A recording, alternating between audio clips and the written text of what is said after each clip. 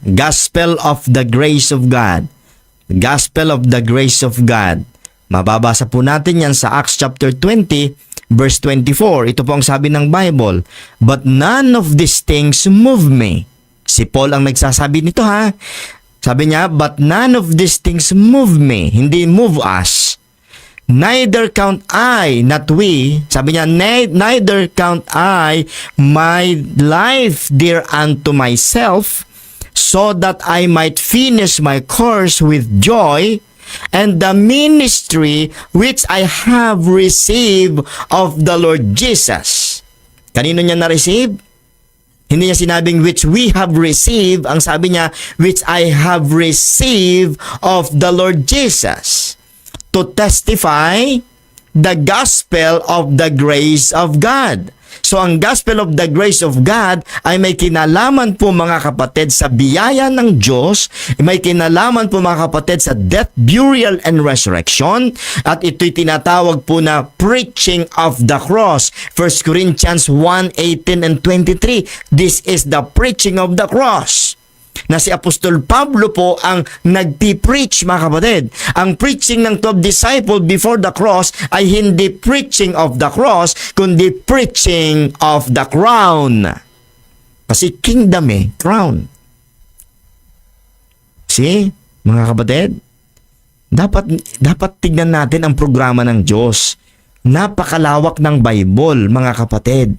Ulitin ko yung sinabi ko kanina, ang naganap, nagaganap at magaganap pa sa mundong ito ay nakasulat na po sa Bible. Alamin ninyo kung saan kayong panahon nakatira. Alamin ninyo kung saan at anong dealing ng Diyos sa panahong ito. At ano yung doktrinang nauukol sa panahong ito. Lahat ng mga Baptist na nakikinig sa akin ngayon, payag kayo, di ba? Na hindi para sa atin ang 7th day, di ba? Maliban na lang doon sa Seventh Day Baptist. Meron po kasing ganun naniniwala kayo doon. Yung simple lang na pangangatiwiran na yon. Mga Baptist, di ba hindi tayo naniniwala na ang Sabado ay dapat ipangilin bilang Sabbath Day, di ba?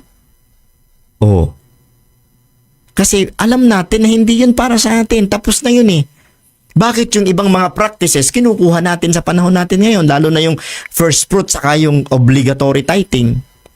Ay may problema talaga pag ganun mga kapatid. Ha?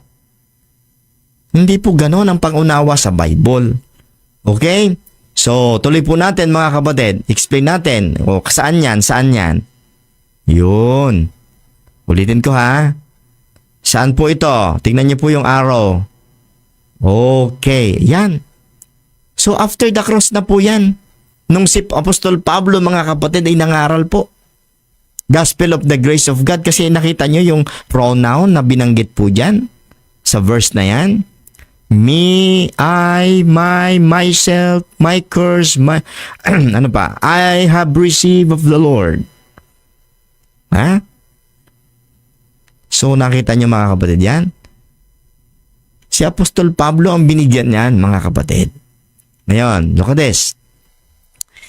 Ano po ito? Ano po ang gospel of the grace of God? This is the good news. Nababasa niyo po ba? This is the good news that Jesus Christ, kasi nireject na siya. Bakit po ba namatay si Kristo? Listen, kung tinanggap po ng mga Hudyo si Kristo, kaya po siya namatay kasi nireject nga siya. Kaya nung siya po'y nireject at namatay, iba na ho. Ha? The rejected king, this is the good news that Jesus Christ, the rejected king, died, buried, and resurrected for our salvation. Para sa lahat ng tao, hindi lang sa mga Hudyo. This is the gospel today, which Paul described as the power of God unto salvation. So wala na pong ibang gospel sa panahong ito ng biyaya, kundi ang gospel na tinuturo ni Apostol Pablo, and that gospel is what? This is the gospel of the grace of God. This is the content of this gospel is the death, burial, and resurrection. This form of the gospel is described in many ways. It is called the gospel of God. Romans 1:1. Because it has its source in the love of God. Okay? God commended His love toward us in that while we were yet sinners, Christ died for us. For God so loved the world that He gave His only begotten Son. Tandaan po ninyo, naisulat ang John 3:16 after Christ resurrection na po. Ha? Yan. Now, look at this. Tuloy natin. Its character is grace. Amen. Ang gospel of the grace of God, its character is grace. Andyan po, Acts chapter 20 verse 24 and Ephesians 2:8. Its subject is Christ, the crucified one. Okay? Ayan, andyan ang mga verses. Its message is the cross because Paul says it is the preaching of the cross. Oh, si Paul lang nagsabi na ito'y preaching of the cross, itong death, burial, and resurrection. Kailanman hindi naging preaching of the cross ang gospel of the crown o ang gospel of the kingdom, mga kapatid, before the cross. Gospel, good news yun para sa mga Hudyo. Listen, ang gospel of the kingdom ay good news para sa mga Hudyo na yung matagal nang ipinangako sa kanilang ninunong si David at si Abraham ay matutupad na. Repent, for the kingdom of heaven is at hand. Yan ang preaching. Hindi po yan grace. Hindi po yan preaching of the cross. Imulat po ninyo inyong mga mata. Huwag po kayong magpabulag sa matagal ng tradisyon. Pinaniwala tayo, mga kapatid, na ang church during Christ's earthly ministry ay ang church ngayon. Hindi po.